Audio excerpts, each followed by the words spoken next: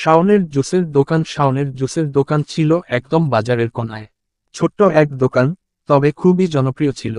প্রতিদিন সকাল থেকে রাত অবধি সেখানে ভিড় জমে থাকত। শাওন নিজে ছিল মিষ্টি মেজাজের ছেলে, সবার সাথে হাসিমুখে কথা বলতো। তার জুসের স্বাদ ছিল একেবারে আলাদা, যা কিনা অনেকেই নিজের প্রিয় রেসিপি মনে করত। একদিন সকালে শাওন দোকানে বসে তার জুস বানাচ্ছিল।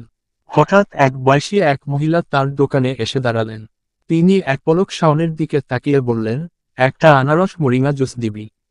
শাওন হাসি মুখে বলল, অবশ্যই আপা, আপনার জন্য স্পেশাল আনারস মরিঙ্গা বানাচ্ছি।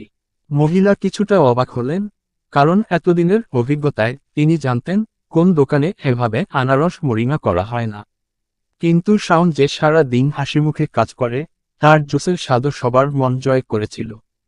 তারপর শাওন যতটা যত্ন নিয়ে আনারস আর মরিঙ্গা মিশিয়ে সেই জুস বানালো, ততটা উপভোগ্য ছিল সেই মুহূর্ত। মহিলার এক চুমুকে সেই জুস খেয়ে বললেন, তোমার জুস তো যেন সোনার মতো। শাওন মুচকি হেসে বলল, আপনার মুখে প্রশংসা শুনে খুব ভালো লাগলো। আসলে আমি ভাবি, মানুষের মুখে হাসি আনাই আমার জীবনের লক্ষ্য। তবে শাওনের দোকান ছিল কেবল জুসের দোকান নয়, সেটা ছিল এক ধরনের ছোট্ট ভালোবাসার জায়গা। প্রতিদিন মানুষ এখানে এসে নিজের কষ্ট, খুশি সবকিছু শেয়ার করত।